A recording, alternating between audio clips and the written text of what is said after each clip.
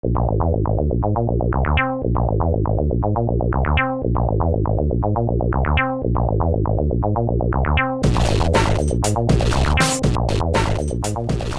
Jim Monahan from the Baseball Health Network, along with Steve Hayward and Eric Degatti. And one of the topics we deal with all the time is training young athletes. And Steve, I had a case the other day here at Professional Baseball Instruction, working with a 9-year-old boy, mechanically sound, pretty athletic kid, but there's no upper body strength. And you can see it really when he throws. He struggles to get the ball anything over really like 50 feet or so. How do I work with him? What's the best way to start building upper body strength on a child like that? I mean, simple, basic movement stuff. I mean, jumping on the ground, rolling over, doing push-ups, rolling around, just getting your body functionally strong. Just taking even like light dumbbells and just doing like little bicep curls and moving your shoulders. They do the same thing with my own children. I have 4-pound medicine balls, and I'll just have them chest pass them to me. They'll do some push-ups, they'll do one-hand tosses to me, but they just almost turn into a game and have fun with it, but they're actually training their bodies. Eric, one of the things that I suggested to this player and his mom was resistance bands as well, using his body weight. Yeah, the myth has always been about strength training in kids is that it's going to stunt your growth and all these old wives' tales. Really, you got to step back and realize what strength training is. It's just challenging your body in movement. And so if I perform just a simple body weight squat or a lunge, there's way more force being put into my body than a 5-pound dumbbell or a resistance band.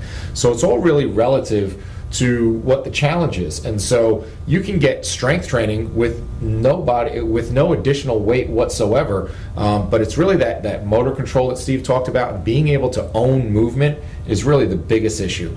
I laugh when I see when I bring my kids to a facility for a workout or a practice or lesson, and I see the parents waiting out front for 10 minutes for the closest parking spot so their super athlete doesn't have to walk more than 50 feet. Or they're carrying a bag with a $500 bat and $200 glove, and the bag's twice as much as that, and their parents carry it for them. The kids need to be able to move more, and it could be something as simple as go out and rake leaves or walk to your friend's house and just move more naturally. And one of the things I do with my kids, we actually go to the local parks. And I'll have them going through an obstacle course. I'll get a stopwatch, and they'll hit the monkey bars, jump off of here, jump off of there, jump over there, crawl into here. And it's just all fun stuff that they love doing. And they're training their bodies. They're not thinking about training their bodies. They're thinking about playing. I'm thinking about them training their bodies. But they're actually getting those things that they need to get their bodies stronger and more agile and more versatile by doing simple things like that. So Eric, how do we take playing in a playground and transfer that over to the baseball field? Okay, well, really, whether it's a baseball field, a basketball court, the track, what it really comes down to is building athleticism. And when we break down an athlete and try to figure out what we need to do with them, we have to break it down and say, is this a movement issue? Is it they lack the ability to do simple things like touch their toes and rotate and extend?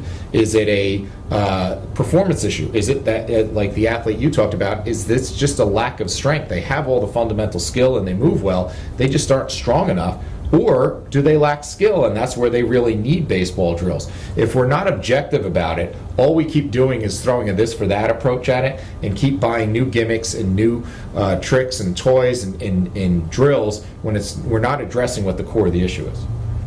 And from my side as a pitching coach, we can then figure out which one of those deficiencies the player has and work on it. But the key is for these kids to understand their bodies, understand the movement of their bodies. So if they're doing it right or they're doing it wrong, they can feel a difference between the two. And being able to feel a difference between the two is easier for the player to make adjustments so they can minimize the stress on their body. For more information on this topic and others, go online to baseballhealthnetwork.com, or you can call us at 800-282-4638.